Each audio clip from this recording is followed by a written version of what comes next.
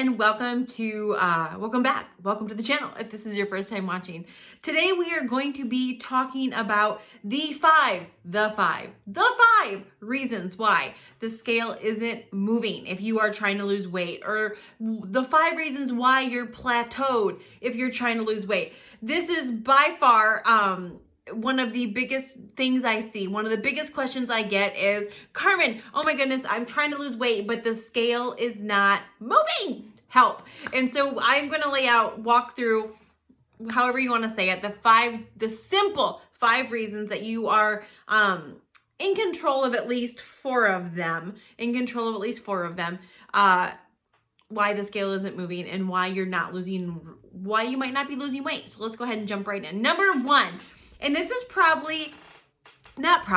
this is the most common out of all 5 of them. This is typically the biggest reason when I'm working with customers, working with clients, and the scale isn't moving, and we go to tackle, okay, why isn't the scale moving? Because there's nothing more frustrating than trying to lose weight or wanting to lose weight and not seeing that scale tick down. So number 1 reason, the most common and the biggest culprit is eating too many calories. Is the number 1 reason why. And what I will tell you is what I see in a lot of people and what I saw in myself was I gave myself too much credit for how healthy I thought I was eating. I was one of those people that was always like, I don't eat that bad. I eat pretty healthy. And it wasn't until I got serious about losing weight 6 years ago that I was like, and I started tracking my food. I started tracking everything from the cooking spray, the oil, the butter, the vitamins. I started tracking everything that I was like, hey, no wonder I am morbidly obese. No wonder I'm 288 pounds, because I really had no clue how much I was putting in my mouth. So the number 1, the biggest culprit is you have got to, if you're trying to lose weight, all right, then you have got to track every single thing that you're putting in your mouth. And when I say every single thing, I mean cooking spray, anything you put inside of a pan. The only food or the only thing that you can put in your mouth that is 100% calorie free is air and water. That's it.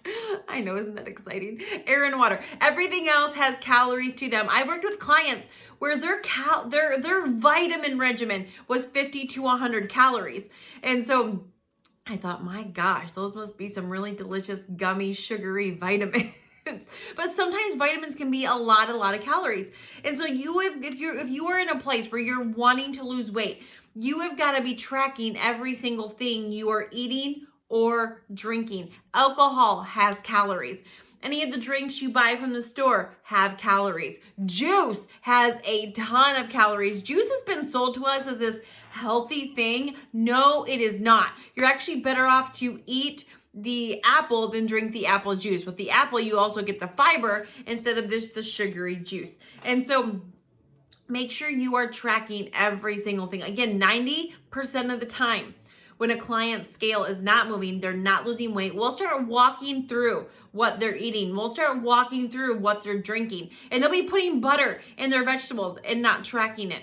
They'll be using oil to cook with and not tracking it. They're not looking at their vitamins. They're not counting the glass of wine they had Wednesday night when they were stressed out after work. They're not counting I made my kids lunch and let me just take a pretzel off the plate. They're not counting the lick of peanut butter after you get done making the sandwich. And so when I say track your food, that literally means every single thing that goes in your mouth needs to be tracked. Whether it's a bite of a pretzel, whether it's you finish a chicken nugget, whether it's you grab 3 French fries out of the bag.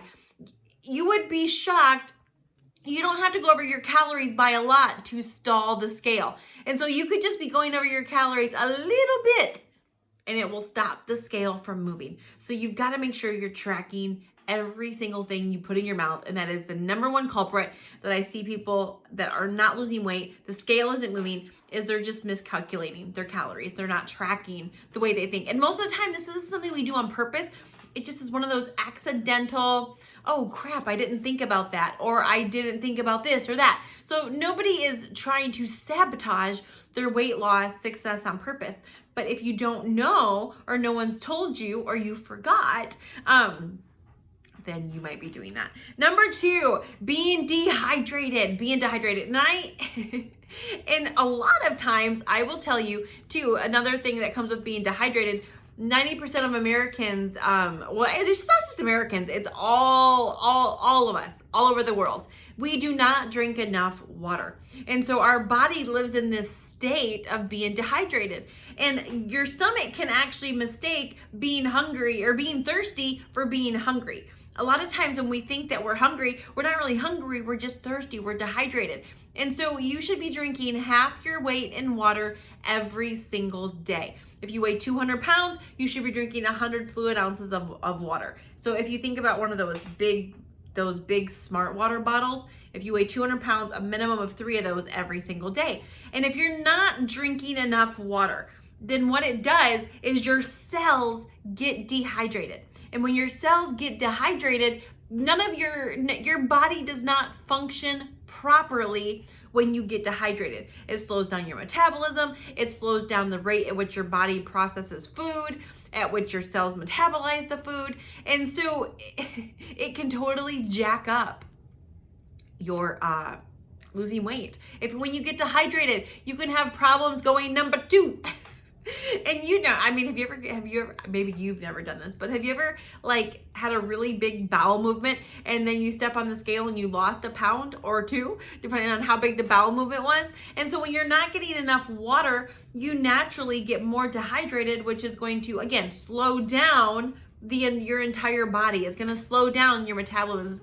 It's going to constipate you. And so all those things can halt your weight loss. It's also going to make you tired. It's going to keep you from having energy, which means you're going to move less. You're going to burn less calories. When your body is short on water, you go into like conservation mode. Does that make sense? And so make sure you're drinking enough water. Drinking a right amount of water will help speed up the weight loss, because obviously not drinking enough water slows it down. So drinking enough water will speed it up. And if you've ever lost weight, if you've ever tried to lose weight and you've ever rode the struggle bus of weight loss, then I'm certain you would agree that speeding up the weight loss process, we all vote for that. Yes and amen. Speed it up. Let me lose these 10 pounds already. Let me lose these 100 pounds already. Whatever it is that you're trying to lose. Number 3, not getting enough sleep. Not getting enough sleep. And I used to be the kind of person that I had this mantra of you can sleep when you're dead. I got stuff to do. Who's got time for 8 hours of sleep every night? Certainly not this chick. And I would always have good intentions of getting sleep. I would always have good intentions of catching up on my sleep. I can't tell you how many times I would think to myself when I'd get up in the morning, oh my goodness, I need to take a nap. But those naps never happened. Like, I would have a good intention of taking a nap, but those naps just never came. I would never make the time to take a nap. And what I can tell you is there is such a thing. When I got into the whole weight loss world 6 years ago, when I started actually getting serious about my weight loss, through that 13 months of losing 161 pounds, I learned a lot. Through the process of coaching other people to do the very same thing, I have learned a ton. And I never thought that sleep really messed with your weight loss that much.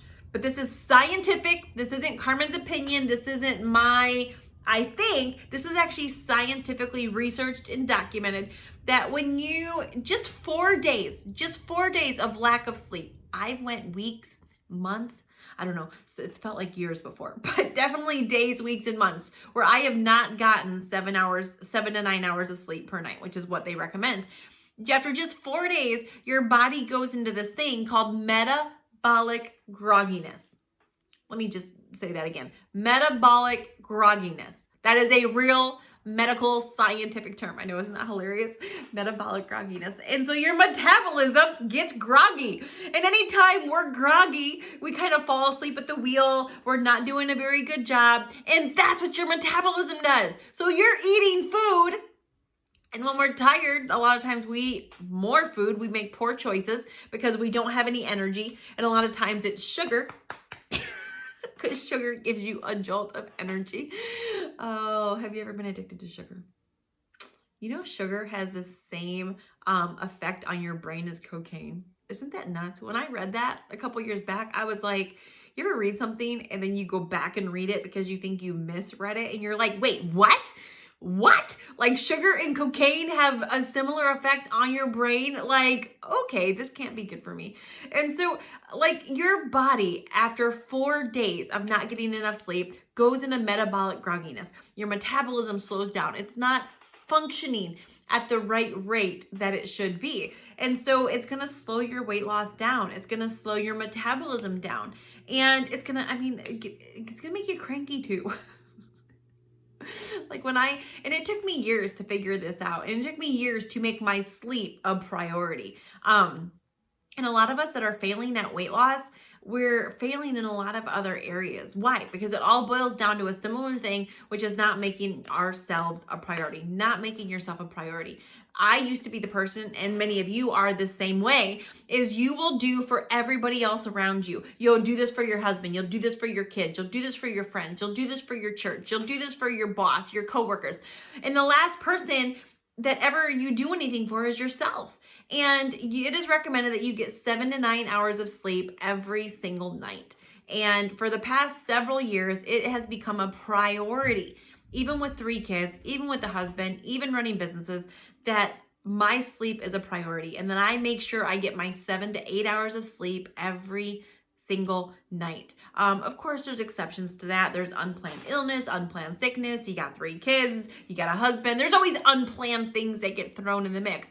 But it really has become a priority to make sure I'm sleeping because I like to eat and I don't want my metabolism getting slowed down just because I'm lacking in that department. When you're lacking in sleep, you're cranky anyway. When you feel bloated, that don't make you feel good. You're cranky. When you feel fluffy, you know, that can make you cranky too. And so anyway, all right, number 4, your menstrual cycle. This was the one in the very beginning where I was like, 4 of these you're in control of. We as women, if you're a man, you get to just skip out on this one. When God was handing out gifts, he just, you know, he decided to give us women the bam, you get to bleed every single month. So what was that joke that went around a couple years ago? Anything that can bleed for 5 days and doesn't die.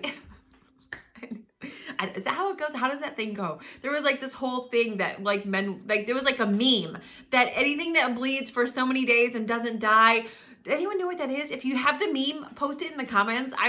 What was that meme? Anyway, okay, back to weight loss. Your menstrual cycle. And so when I was morbidly obese, I never tracked my weight well enough to know that other than being bloated and having cravings, that my menstrual cycle really affected me. But through the 13 months of losing 161 pounds and maintaining a size 2 all these years later, what I have learned is that before my menstrual cycle, yes, I get bloated.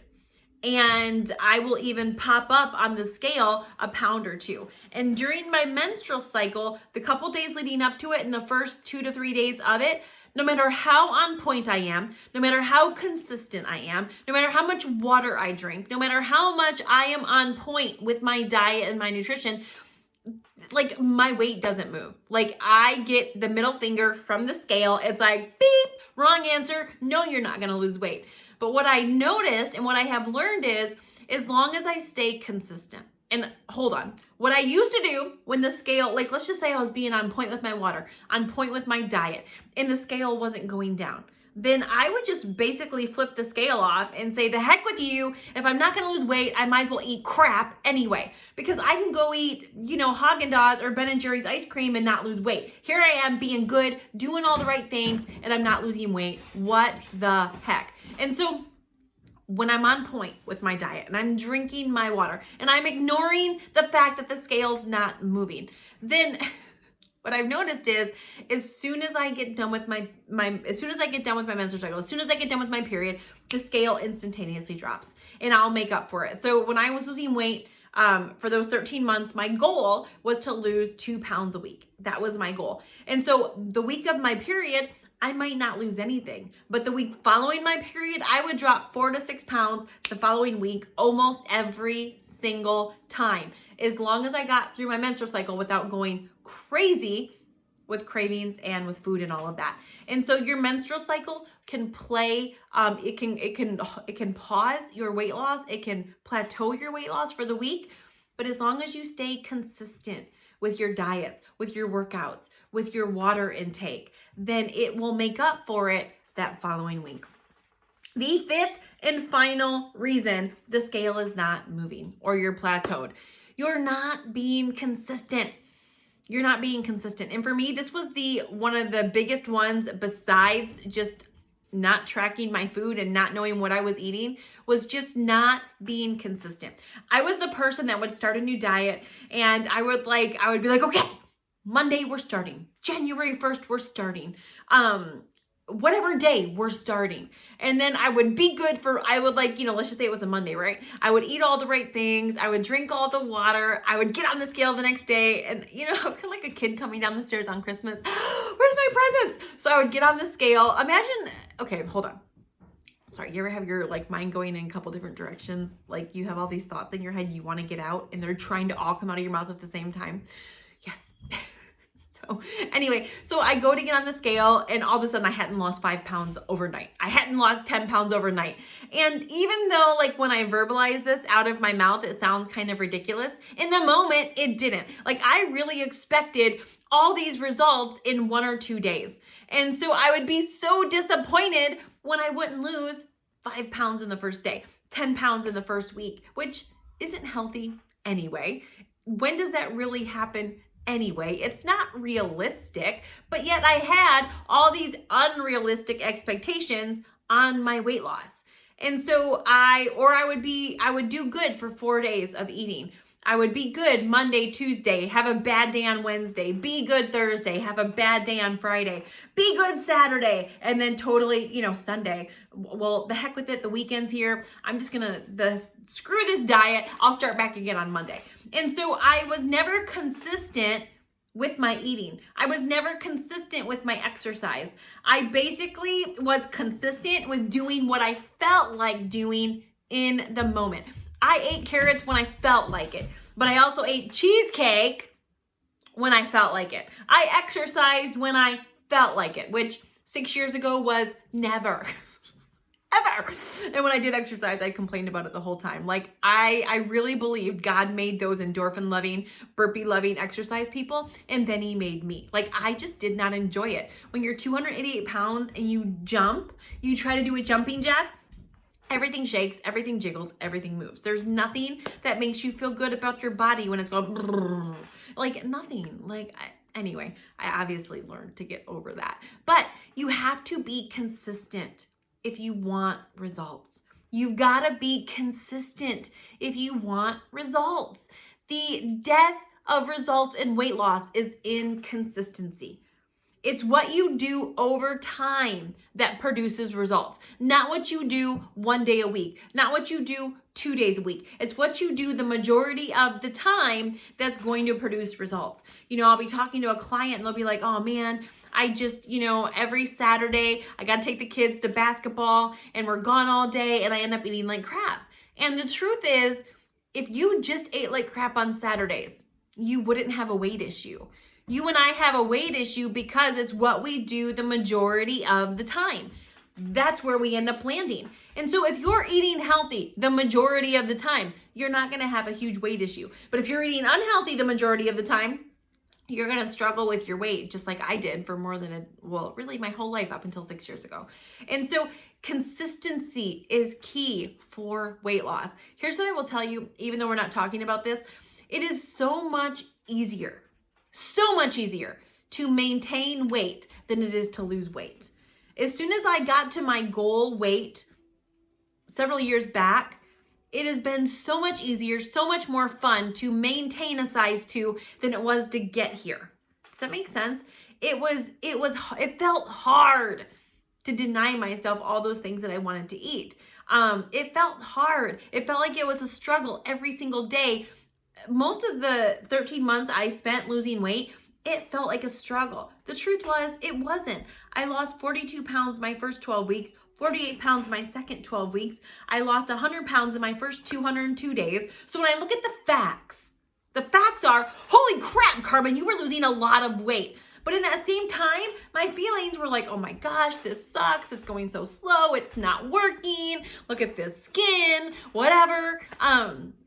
Whatever it was. My feelings told me one thing, the facts told me a completely different thing. And so anyway, these 5 reasons right here, they're all simple. They're things that you are in complete control of. You can start tracking your food tonight, tomorrow, this afternoon, whenever. You can start drinking more water right now. You can start getting more sleep tonight after you watch this video. You can start being on point during your menstrual cycle, and you can start being more consistent. So all these things we're in 100% control over. The question is, how bad do you want to lose weight? How bad do you want to lose weight? How bad do you want to step off the struggle bus and onto the success bus? And so anyway, thank you so much for watching. If you have not hit the subscribe button, hit the subscribe button, ring the bell. That way you get notified every single time we're live. We upload free weight loss tips every single week. We are live Tuesday nights where you get to come on live, join our tribe of women who some are clients, some are not, but they're just here to be a part of a support system, to be inspired, to hang out with a group of people that are all going in the same direction that they are. So if you haven't subscribed or ring the bell, make sure you do that. If you know anybody who's been struggling to lose weight or riding the struggle bus, share our channel with them. You just never know. There's always something that is like the catalyst. There's always something that kind of pushes us all over the edge to start losing weight. And weight's one of those things, especially as women, we don't like to talk about it. We kind of suffer in silence. We get on this journey all by ourselves because we're almost ashamed of our weight or where we've come from or our struggles, because like everybody else isn't struggling with the same thing. So sometimes just to have a place to go and plug in and feel like somebody else gets it and you're not alone is huge for those of us that are struggling. And so anyway, thank you so much for watching. We will see you on the next one.